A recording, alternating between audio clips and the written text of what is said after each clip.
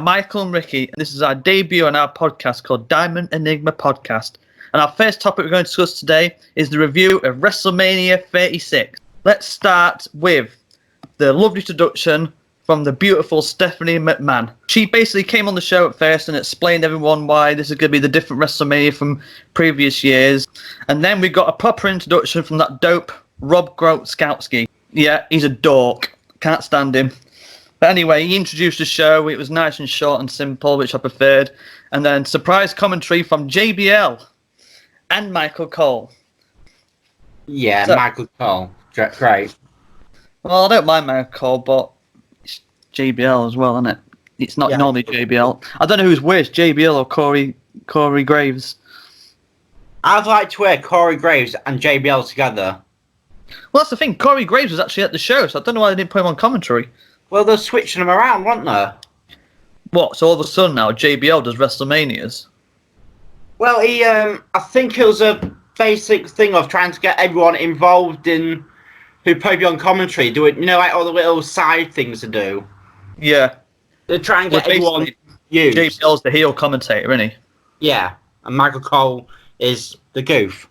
Yeah, I don't mind JBL. He's okay. He's okay. But anyway, match 1. This is for the women's tag team title match. I think this is the first time this has been defended in like 27 years, so it was due. Because for some reason, WWE just like to forget about the women's tag team titles. It was Alexa Bliss and Nikki Cross, who are the challengers, versus the Kabuki Warriors. What was your opinion? Before we get started on that, let's just say one big thing here. Yeah. The way this match was put out there did not get enough heat to go into WrestleMania. Just saying. It had like a month build up to it. Literally a month, I believe, give or take. In my mind, for such high class wrestlers, you got Alexa Bliss, Asuka, Kairi Sane, and Nikki Cross, all high class women wrestlers. Yeah, but don't forget this is WrestleMania. Everyone, you need to have a great first opening match to start off WrestleMania, and I think they pulled it off well. It was a bit of a slow start, though. You've got to admit that. Slow start, but under the circumstances with the crowd, don't forget this is we're talking WrestleMania about a crowd, and I reckon the crowd would have been into this, and I believe they would have been chanting for Asuka and Kairi Sane over Nikki Cross and Alexa Bliss. Who wouldn't be though? Asuka has been phenomenal these last 4 to 5 weeks. She has been on every show, every main event so far when it comes to the women's side as well. I just absolutely love Asuka. Even now, I do feel she's very underrated when you they try and make comparisons with Charlotte Flair and Becky Lynch. She should be in that mix more than what she is. I agree, and I think it's a really good match. I think during the end of the match. I also saw in the match. I did see that. What annoyed me is they kept. He was talking a lot about Scottish wrestlers. With Nikki Cross, because she's Scottish, isn't she, on the show, and he mentioned about a former Rowdy one. Last time I checked, the former Rowdy one was Canadian. Yeah, that's my thought exactly. It was like on the Rowdy one. Right, you got Ronda Rousey from America, and you got Piper from Canada. So who we're talking about? Roddy Piper, he did the Scottish gimmick, but he wasn't actually Scottish. No, and that's just me being picky. It came out a long time ago that it wasn't actually Scottish. And another thing, they did a move in it during the match. I can't remember who was doing it on who. I think it was Nikki Cross picked up one of the Kabuki Warriors, and Alexa Bliss did this like clothesline, but it was the front version, and they said it was a Doomsday Device reference. Yeah. I'm like, no, it's nothing like the Doomsday Device. It was just a normal double team into an electric chair drop, wasn't it? Yeah. Basically an aided electric chair drop. And yeah, the comparisons towards other wrestlers are one thing a little bit outdated, considering that a lot of the fans now may not even know who these people are. Also, how are we going to expect anyone to be put over and be classed as their own wrestler when you got people on the announce team just saying they're ripping other people off, basically. Did you enjoy the match, though? The match was phenomenal. Yeah, I can't remember the ending. I think Alexa Bliss and Nikki Cross outmoved their opponents, didn't they? To set Zayn up for a Twisted Bliss. Yeah. And surprisingly won to kick off the show, and we crowned new women's tag team champions. I was quite surprised by it, but on the good side of this, I'm hoping that they split Kairi Sane and Asuka now into singles competitors, because I think the women's division need more single wrestlers, because it's very thin on the ground for the SmackDown side. It is. Out of 5 stars, what would you give that first match? I would give it a 3.5 out of 5. Good. I'd give it a solid 3. We're not being harsh with these, but it's one of the hardest things to do is to kick off a WrestleMania. It is, without a crowd. Even with a crowd, you got to go out there. But even with the pre-shows, it's a very poorly heated crowd. So True, basically going out there cold, trying to make all the bigger matches seem better. It's got to set the standards for the rest of the WrestleMania when it comes to the first match. Well, it definitely did that. Oh yeah, considering I thought it was great. I enjoyed it anyway. Well, they put Nikki Cross over massively. I don't know about her yet. I don't know. I'm on the fence of her. Give it time though. Anyway, match 2. This is a good match. It was King Corbin versus Elias. Can I just say that when I watched this, the first thing I thought was, this is just a typical Baron Corbin match. Slow and boring. But, and what annoyed me even more is Elias, literally maybe a week ago before this match, or was it 2 weeks? I think it was a week ago, literally got killed. And he came into this match without selling any injuries whatsoever. Not a single thing. He did not sell Corbin at all, and it makes you think what has gone on between them two backstage for him to completely disregard any of the build-up and come out there and smash a guitar over him at the very beginning. In real life, if you just got chucked off a balcony so many feet, you would not be back for a wrestling match a week later without being injured. And he didn't. All he had was a bit of tape on his shoulder. Well, that's what I'm saying. It was just not worth it. The match was just there. It just happened. Potentially a decent build-up. It looks like they're going to put Elias over to push him up to more of a permanent mid-carder position. Because Corbin's already there as a mid-carder, as the Crap King. Luckily, they haven't given the belt to Corbin yet. Well, it's going to be another one of those good old-fashioned Roman Reigns situations where it's not going to matter if the crowd wants it or not. They just think he's a big guy. He looks all right, you know. I just don't get why you've got Elias come back from a near-death experience, falling from a balcony so quickly, and didn't sell any injuries whatsoever. Like, not even a single thing. Well, this comes to the point I was making earlier. Yeah. It just annoys me. There must be something going on behind the stage, because we all know... Could be, or it's just lazy booking like WWE do lately. It could be, but the potential match would have been, you know, as you say, being his boring self, and Elias working around him, but he didn't seem to want to have that moment on the grandest stage of them all. And all JBL kept banging on about, literally, throughout this match is WrestleMania moments. I was like, really? None of this is going to be a WrestleMania moment. I've actually made some notes about another period during WrestleMania where all those banging on about were WrestleMania moments. And when they start saying stuff like that, it takes away... It gets annoying. They invested so much time and effort into the story, and now JBL just gone about moments. Well, they're trying to cement their legacy here, and one moment doesn't make a whole career. You can't get a WrestleMania moment from a match that is slow, boring, no sells a near-death experience, and ends with the most devastating move in all the sports entertainment, the surprise roll-up. I mean, like the worst schoolgirl roll-up I've ever seen in my life. They're good for your house shows. They're good for like a raw, quick finish. You know, something's gone wrong, like Austin and Owen. Something went wrong. They communicated, quick roll-up, get them out there. That's what it should be for. Yeah, it was over in like 5 minutes, so I just thought it was rubbish. I'm giving that match 1 star. I gave it 1.5. You're more generous than me. Because I felt the actual story build-up in the previous SmackDowns was actually really good, but they did not deliver on the night. True. Right. Next match, the third match of part 1 was Becky Lynch versus Shayna Baszler for the Raw Women's title. What was your thoughts on this match? Right. First of all, I wondered why it was on so early during the card, and Well, where would you have put it? I would definitely add it closer to the end of part 1. Near the end, not the main event. Not the main event. You'll keep that as Undertaker AJ.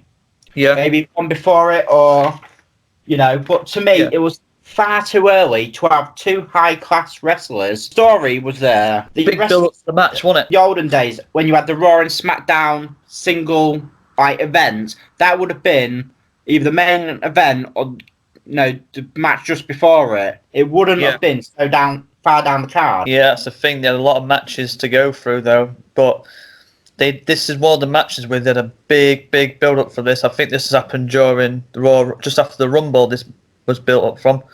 Well, you got the Rumble, then you got the bite, the infamous bite, and then going to the Elimination Chamber. That's 3 months worth of, 2.5, 3 months ish worth of build up, and the match itself was really good.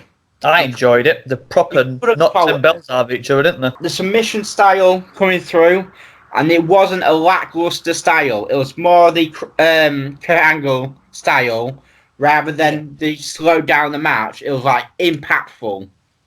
Thing is, I'm not a big fan of Shayna Baszler. I think she's got about as much charisma as a wet fish at a deli counter. She isn't the most charismatic person, I agree. She can sell aggression. She needs a manager. Yeah, she probably does need someone, maybe Paulie Dangerously should make a return, just to... Yeah, I reckon she'd be good in a stable as well. I still think they're building up something towards Ronda Rousey in that. Just got a feeling. You think about how massive it would be if they actually had Paul Heyman as the main manager. You got Brock, Shayna, all these MMA background wrestlers. It'd be nice to see Paul Heyman manage a women wrestler. Well, that'd be something different. He's got the talk. He's got the personality. I mean, let's just skip to Brock Lesnar for a minute. He isn't the best on the mic. Nope. He's a great wrestler, but he needs that help, and this is what Shayna needs as well. And there's more hype when Paul Heyman, you hear that music hit, and Paul Heyman comes out and he goes, "Ladies and gentlemen," that gives more of a pop than if you got a mid-card promo happening. I agree. I just think Shayna needs that extra something, because she's a good wrestler, but man, I don't know. It's not very entertaining sometimes. It's a bit boring to watch. Also, they need to mix her up a bit, because having her as the constant heel is gonna just damage her in the long term. Reminds me of a female version of Samoa Joe a bit. There's a fine line though, isn't there? Joe does switch from face to heel. Yeah, but Joe's more got more personality. Well, even if we go to the early days of Joe, like before WWE, when he first started a company, he never actually spoke that much, did he? No. He always had the mystique, like a Taz-esque mystique about him. Yeah. And to be fair, I think Shayna just needs a good gimmick that she can stick to without having to do too many promos and, too much mic work. But it just doesn't work. Is this the end of the feud now, or does this continue, or what? What happens now? What was the outcome for this? Because the match ended with her going for a finishing submission move, which Becky Lynch reversed into a pin and won. So it was okay. I don't understand. Like, do they go on from here, or is that it? Is that the end of it? Well, the way I felt about it was it put them both over, so no one looked like an idiot. Becky didn't beat Shayna Baszler to say, but Shayna Baszler didn't destroy Becky. So surely they're going to continue this on to the next pay-per-view. You know, I'd book it like really quickly. I'd book these two in a steel cage match. Steel cage, or I was thinking street fight to go more with Shayna Baszler's personality. Yeah, Becky Lynch held the title for over a year now, so it's going to be someone big to beat her for it. Is Shayna Baszler the right person to take the title off her? At the minute, I don't think she should hold it, but she's making waves by just being a contender. Well, we'll see anyway what happens. Either way, I give this match 3 stars. It was a good match. I gave it 4. 4 stars? Yeah. Fair enough. Right, so the next match was match 4 of the night. Daniel Bryan versus Sami Zayn for the Intercontinental Championship. Daniel Bryan beat the absolute shit out of Sami Zayn in this match. Although, the thing that annoyed me was a constant interfering. That was just annoying. It was unnecessary. You didn't need it. I just wanted to see Daniel Bryan versus Sami Zayn, because Sami Zayn hadn't wrestled a match in absolute ages.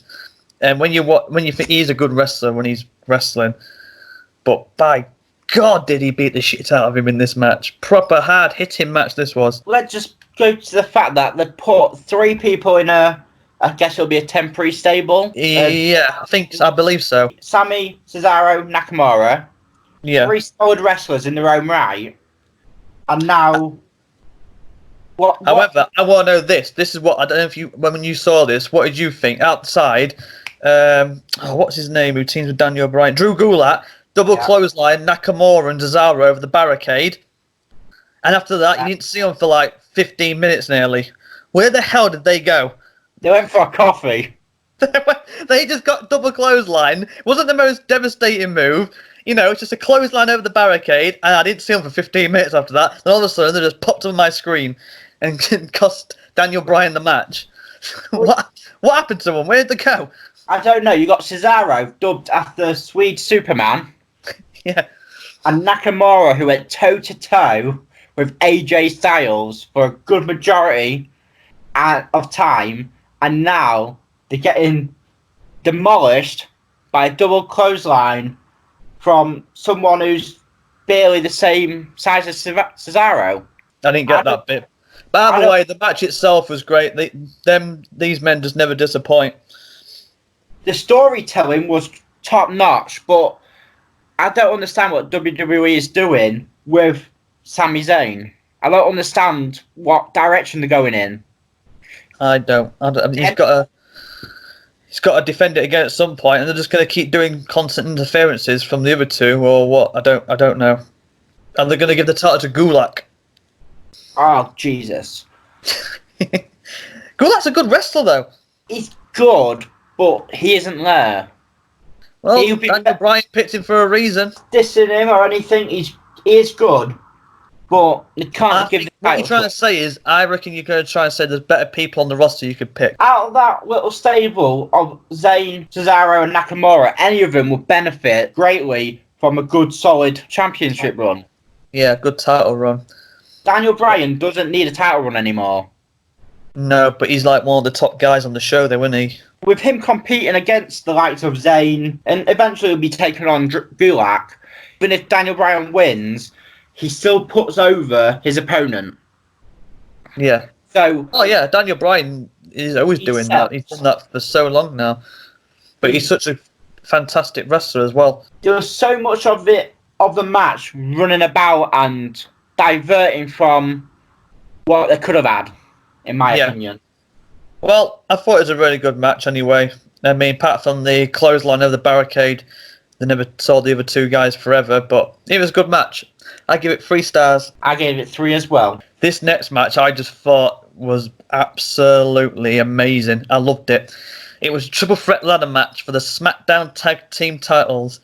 Kofi Kingston versus Jimmy Uso versus John Morrison. Before we start anything, I just want to say John Morrison is something else. He is absolutely brilliant. He was the outstanding star in this match. How is he just not a singles competitor challenging for either that Intercontinental title or even the WWE title? With Morrison, I do feel he does need someone with him to help him along. Whether it's The Miz or they have like a stable with The Miz and John Morrison, not even as one with Maurice managing them or something, and then they could just develop both of them as tag team and single competitors. What do you think John Morrison's lacking to become a main eventer then? I don't think he can carry a storyline off on his own. The only storyline that I can remember that was quite high profile was against The Miz. Yeah, but that was years ago. Yeah, but this is what I'm saying. You've got to give him a chance. I reckon if he gets a chance to deliver now, he'd pull it off. The in-ring ability, yes. The out-ring ability, I'm not too sure on. I also wrote a note on this because it absolutely, again, JBL. This is why I don't like JBL sometimes on commentary. He compared the Starship Pain, hardcore stuff, to Kurt Hennig. Yeah, what was that about? I don't know. I wrote it. I heard it. I was like, "What the hell is he going on about?" I mean, Mr. Perfect never did parkour.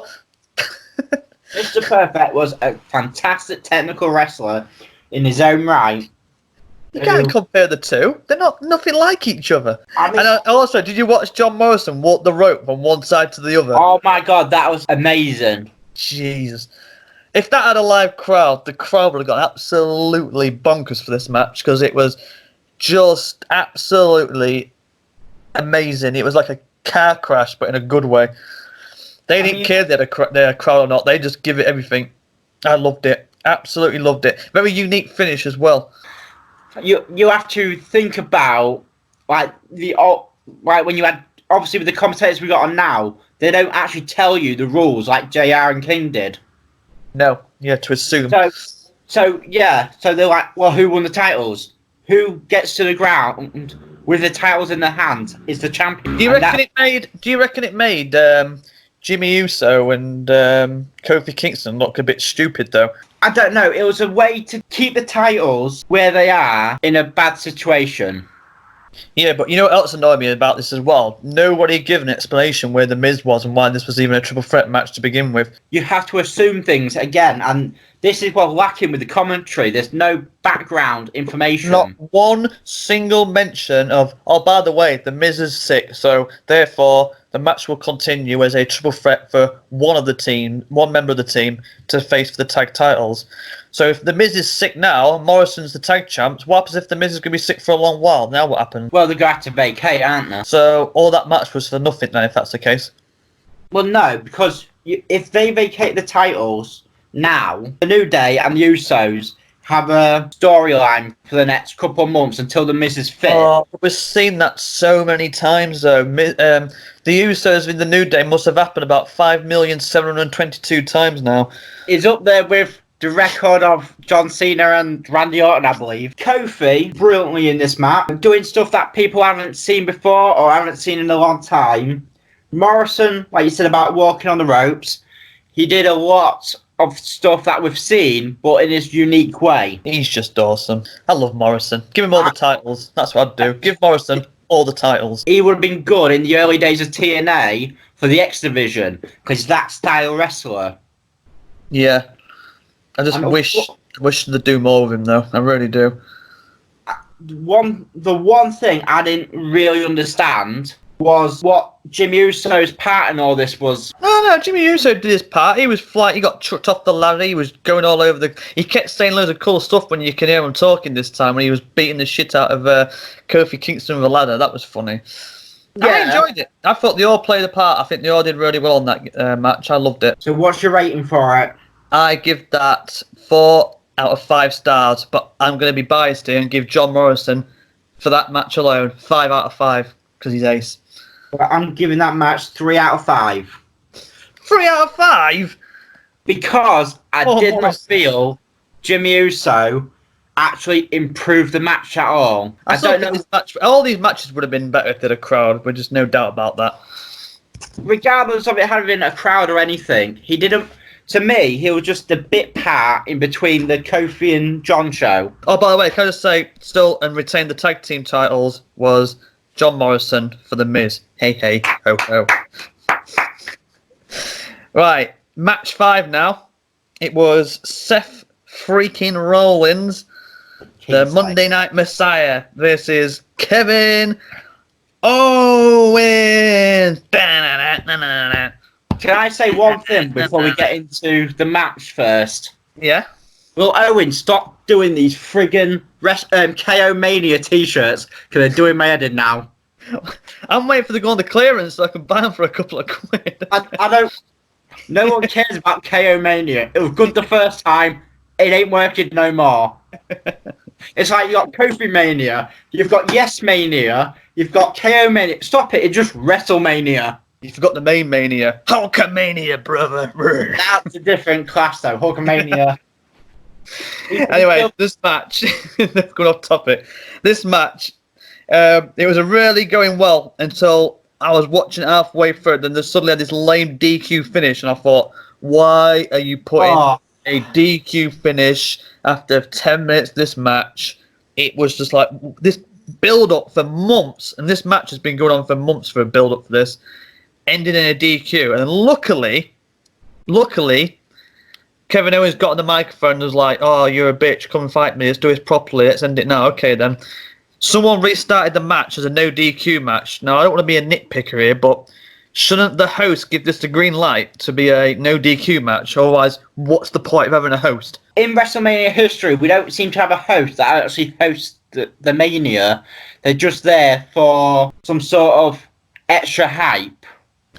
Well, I recall one WrestleMania where it was a triple threat ladder match for the tag titles, and the New Day came out, who was the host at the time, and said there was going to be a fourth team in this match, and everyone thought it was going to be the New Day, but no, it was the Hardy Boys. So shouldn't you give the host some bit of responsibility and change the match a bit? Otherwise, what's the point of him being there? See, this is why I always preferred it when we had the GMs and the commissioners in WWE. I really do. Just because they were like the authority to come out there and just say, "What? This ain't happening." Yeah, it made sense. Wrestlers don't make their own matches as they go along. That's the thing.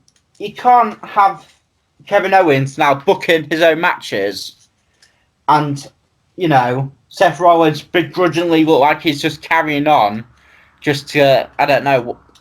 Wrestlers should not be changing the match themselves. It just makes no sense. You've got to have that authority to change the match over. In my opinion, the only person who's got some sort of authority on the night is the host, because he's hosting the show. That part of it was a cop-out by Rollins to get the DQ from a really good match, and then to bring it back, I don't know, they should have, even if it was a video call from Triple H or Stephanie or, just someone with a bit of authority behind them to say, come on, this ain't happening at Mania, we're doing it properly. Yeah, but instead, Kevin Owens said it, and Seth Rollins agreed. They took each other back on the ring. They was using weapons as going around the ring. Hard-hitting match, really good, and the highlight of the match was Kevin Owens jumping off the WrestleMania sign through the announce table onto Seth Rollins. Absolutely loved it. Now, this was the match that I was talking about where they kept saying about WrestleMania moments. That was a WrestleMania moment. Not in this match. I don't think in this Mania it was. Really? When I think about Mania moments, there's some of that sticks out in your mind that it perceives to the audience that it happens organically. We're constantly being told about both of them. They're trash talking between them. They were constantly talking about Mania moments. There wasn't invested in the story. They was invested in getting a moment for themselves, and that's not the sort of thing I like to see. I just think Seth Rollins shines better at WrestleMania when he's in matches, and he's also better as a heel. Seth Rollins is one of the top heels they've got. Yep, he's way better as a heel than he is a babyface. He did deserve a slightly better match than what he got. I loved his ring attire as well when he came out. He's bringing it to Mania to push himself into that limelight spot again. He's going to be like a Shawn Michaels at Mania where he performs Ace at WrestleManias. Goes on to another level. Like when he has had the WWE title, he kept pushing himself each and every night. We're not seeing it with all the wrestlers at the minute. No. But I enjoyed the match, so I thought it's absolutely ace. I think Kevin Owens won at the end with a a stunner after he did that massive jump off the WrestleMania sign. It was an ace match, and I would give it 4 stars out of 5. I gave it a 2.5 out of 5. Oh, that's not very nice. That's a low blow. Rollins dominated the match, and the fact he didn't come off with the victory, it didn't sit well with me. Well, I disagree slightly. All the baby faces look like geeks at the minute in wrestling, so it's about time one won for a change, and convincingly. So therefore, I think Kevin Owens should have been the right winner. Mojo Rawley wins the 24/7 title from what's his name? Rob Grodzonski punching R-Truth and wins the title. Wow, excellent. Yeah, the great. simple play-by-play is that about 15, 20-year veteran got madly tapped on the chest by, what is he, NFL? I don't know much about the guy. He's basically an athlete who apparently did more damage to our truth in one move. But Mojo Rawley is just so damn Overrated. frigging rubbish. In my opinion, they've killed our truth. Does anybody care about the 24/7 title now? Why have we even got it still? We've got too many titles as it is. Why are we bringing a cheap imitation of, for that particular time we was in? You can't really call the title a 24/7 title match, where in some of the matches where it's been defended saying this title can't change until the match is over. It's ridiculous. It's not really 24/7, is it? Anyway, let's not waste our energy on that because it's just a waste of time. The Paul Heyman promo next, telling everyone about part 2 for when Brock Lesnar, the reigning, defending, undisputed heavyweight champion, takes on Drew McIntyre. Great stuff as usual from Paul Heyman. Nothing else to say about that. I gave it a rating 5 out of 5. It made my mania seeing Paul Heyman coming out, bringing it back to what it should be about the top stars, not about no-listers getting belts. Right, so anyway, after that, match 6 was on, and it was Braun Strowman versus Goldberg for the WWE Universal title. Before this match got announced, the day before, it was originally scheduled to be Roman Reigns versus Goldberg for the Universal title, but it never happened because of all the circumstances going on in the world. Basically, Braun Strowman took his place, and I already knew what I was going to expect from this match, but what's your opinion on it? Well, first of all, it made Brock Lesnar look absolutely ridiculous. Why is that? We had Lesnar lose to Goldberg in a matter of minutes, and now apparently Braun Strowman, the Roman replacement, took all the abuse Goldberg had that Brock Lesnar, apparently the top man, couldn't do. I know where you're coming from on all this, because obviously Braun Strowman got beat by Lesnar like every time. I don't think Braun Strowman beat him once, but then Braun Strowman could beat Goldberg. However, due to the circumstances, what is going on in the world, which is not in WWE's hands right now, who else could they have had capable of potentially beating Goldberg for the Universal title? See, this is the point that's in my mind. Because the only guy that was available, 2 people I would give it to. Roman Reigns is one of them, and the other one was Bray Wyatt. But obviously, he was already in a match against John Cena. So who else could you have put in their place if you didn't like Strowman? Yeah, but did they need to change the belt? Yes. Why? Because Goldberg's contract ends on WrestleMania. But with that in mind and everything that's going on, surely... Don't forget, this was the plan all along. Goldberg had the title since that Super Showdown pay-per-view, and he only stays for about a month for the WrestleMania season, and then you don't see him again until SummerSlam or Survivor Series. What? So he was due to drop the title to Roman Reigns, obviously, because Roman Reigns is their top guy. Obviously, with all that's going on, that's why, the reason why. So they had dropped the title to somebody. That somebody was Braun Strowman, but who else could you have picked in his place? Not many you could have put it. It may be Rob Gronsky or whatever his name is. You are shitting me, right? Well, he did end up with a title, didn't he? Let's be fair. You won the WWE Universal title Are you running WCW? No, but seriously, with everything going on, I think that if you're going to drop the title, they need to make it believable. Yeah, Braun Strowman. He's the perfect man capable of beating Goldberg. He took 4 spears. Well, that's what I mean. This is a typical Goldberg match. He can't do very well anymore. So it's basically like playing on SmackDown versus Raw, the video game, starting your match with 5-star finishers and then hitting each other with finishers constantly to find out who's going to win.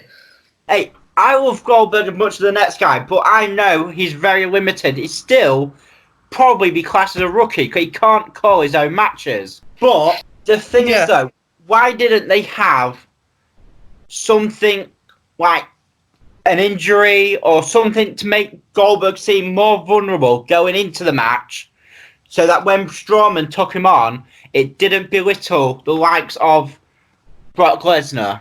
Well, he did spear and missed him and hit the post. Does that count? Well, not really. That's during the match. If he came in with an injury, and we all know with Goldberg, it's going to be a quick match. Yes. He could never have gone for 10 minutes, let alone... I literally counted this match on my stopwatch, and the match lasted for 2 minutes and 10 seconds. And worst thing is, it dragged. No, I just thought it was a predictable blast of adrenaline. That's what I put. Finisher, pin, kick out, finisher, kick out, finisher, kick out, finisher, kick out, finisher, pin. New Universal Champion, Braun Strowman, who deserves it because it's been a long time overdue. Just a shame there's no crowd there, but it is what it is. Braun Strowman beats Goldberg, and I think there's nobody on that roster apart from Bray Wyatt who deserved to beat Goldberg for that title. That's minus Roman Reigns because he couldn't have done it, obviously, for the obvious reasons. Yeah. Do we agree on that? I mean, it is a troubling time, and it's... No one can do good for the right reasons at the minute. Well, thankfully, you didn't say to me Drew Gulak should have took Roman Reigns' place to take on Goldberg. Something just didn't sit well with me with the way it happened. Not that it happened, the way it happened. Well, I was happy with this, and if Strowman keeps the title for a long time, I want to see another Braun Strowman v Roman Reigns feud for the title. That would be epic, because they had good matches back in last time they took each other on a couple of years ago. Right result, long overdue. I'm giving it 4-star match because it was short and sweet and got to the point of what we needed to go to. Well, I've got it down as a 1 out of 5 match. Oh. Is literally noticed one of the worst matchups in a long time. The main thing is, even here, it's unbelievable how they made Brock Lesnar look.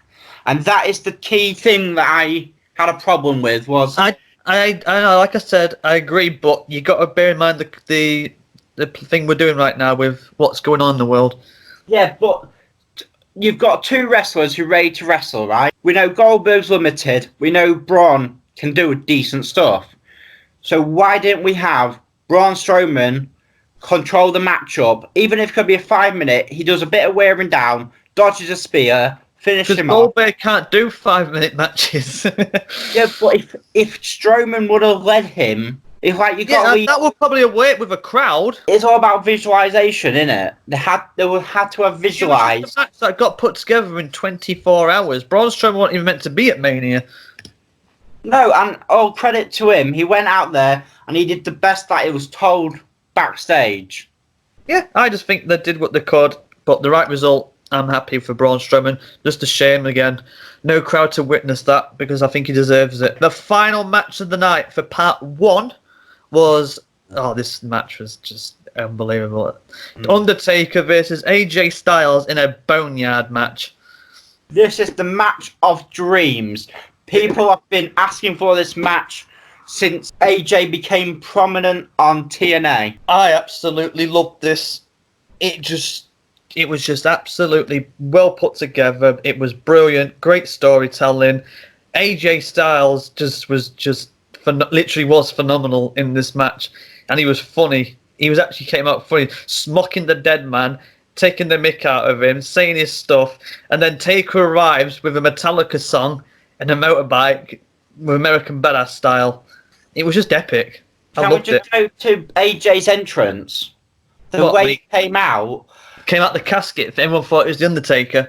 Taker entrance. Oh, then hands out the ready. That was just put together so well, and we had a new take on the American Badass. I thought everything about it. I think the way they portrayed the match, the way it was done, it was just brilliant. Having the host seeing it as well helped. I don't know where the Druids came from. I don't know what they was there for, but they was there. Felt like a video game where you just take on a boss and all of a sudden the sidekicks come along and then you have to beat up the sidekicks. Right. The only issue I had with this match was that there were too many camera angles. Right. And too much like a movie set rather than the gritty match I was expecting. Yeah. I loved it. I think everything they did. I even watched it twice. That's how good it was. If they had more of a stable camera angle and more of the old style where we think about Sting and graveyard matches, and even in WWE, they had them before, where you had either one or two cameras following the action and gave it that. It just seemed too polished, for my opinion.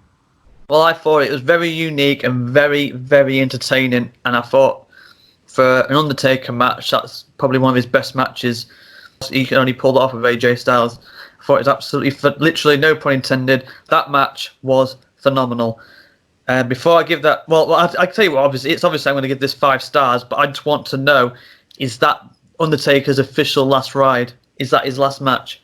Have you seen the documentary yet? That was the sneak preview that was on after Mania. No, I want to watch that. I ain't had time to watch it. I'm going to watch it though. By the looks of everything, he goes into his personal. It's only on 15 minutes because they're doing a whole limited series. But by looking at the stuff that he goes through to get to Mania, this got to be, with the style match he had, with the coming together of characters, taking on a dream opponent. It might not have been a match that everyone wanted to see, done the way it is, but taking in consideration the way Taker is at the minute, he isn't the circumstances that everyone's in right now, because I don't think this would have been a boneyard match if the crowd was still there. Well, they could have still done it, but they did the best what they could, but Taker can't go like he did against Triple H, like he did against Shawn Michaels. He can't do that anymore. And to expect him to go up against someone like AJ Styles and go in a wrestling match, it would have worked for a period of time, but you needed some sort of stipulation for him to fall back on. Yeah, you're right. I don't think they would have pulled it off if something like a casket match inside of a live audience. I know there's a lot of backlash on this match. A lot of people are saying it is too much like a film, like I said, and that's my personal opinion as well. But if you take in consideration everything that came around it, they kept the gimmicks up, they kept the storyline going, and, you had a new American Badass, you had a more devilish side of AJ, and they came together, they did the best they could, and, it was good for what it was. I thought it was absolutely excellent. I loved it. Very unique, very entertaining stuff. I loved it. But I'm just asking the final question on this before we end part 1. Is AJ Styles dead now? You can't swear on PG television, but you can bury someone alive. Yeah, you can split their head open, but you can't call him a twat. So is he dead then? Because last time I checked, he was buried with his hand out. This is another thing that... I guess we'll find out on Raw. When I watch Raw, I'll see if he mentions anything about it. Well, if not, rest in peace, AJ Styles. You was phenomenal. You come back as a dead man. Right. Oh, let's not go through that again. As Undertaker's version of Dead Man. Only joking. I think he was ace. But part 1 overall, I really enjoyed it. It was different. It was unique. They did the best they could. A few of the matches could have been tweaked. It could have been a little bit more wrestling style rather than a lot of it. I think it probably would have been if they had a crowd. Don't forget this is unique for them. They've never done this before in front of nobody. This ain't Impact Wrestling. This is WWE. They have big crowds. This is WrestleMania. They perform in front of thousands of people. They all train in front of no crowd, though. They rehearse in front of no crowds. So, Oh yeah, you can reverse all you want, but when you get into the crowd, it's the atmosphere, it's the buzz, it's the electricity from the crowd, isn't it? Adrenaline. When they hit themselves in a match, the adrenaline will keep them through it, won't it? Let's be honest. Yeah, it would. Everyone's going through this thing at the minute. We're all, every wrestling company is facing the same dilemma. Unless you're UFC and they'll go onto a private island and do the show there. Yeah, UFC though. But yeah, all in all, I absolutely loved it. Considering it was on for 3.5 hours, I think it was. It was a long time. 3 really hours. Good. Just really quickly as well, do you reckon they should do this more often for WrestleMania with a crowd? Do a 2-nighter or just ram all this into one night? See, that was a thing I was debating throughout the whole thing. I don't know, because sometimes I do feel that having Mania on for so long kind of takes away some of the grandness of it, because we're shoving people on the Mania card who may not deserve it. Yeah. Well, not only that, it's a long time for people to watch through a 6-hour show, isn't it? Well, you imagine if you're actually, it'd be amazing to go to see WrestleMania, but by the time you got to a main event, you're going to be hitting. You've got the WrestleMania week to go through. Yep. You've got meet and greets, all sorts of different activities. Hall of Fame, NXT. You've got the press. What do you call them? WrestleMania access, and then you got WrestleMania itself. So, would it hurt Mania if they lowered it down to like a 4-hour show and just put the best of the best on? I don't think they'll do a 4-hour show. They'll always continue now to make it bigger and better. I still think. I reckon they should do it as a 2-nighter all the time. Sometimes I feel that in events like these, less is more. For the next time they do a 2-nighter, though, I'd like to see Raw one night of WrestleMania and SmackDown for the second night, or vice versa. So where NXT going to come involved? No, every time they bring NXT wrestlers in, they just get absolutely squished. We'll talk about that on part 2 when it's Charlotte v Ripley. Right, so that'll conclude part 1 for now, and we'll be back at some point for our review for part 2 of WrestleMania.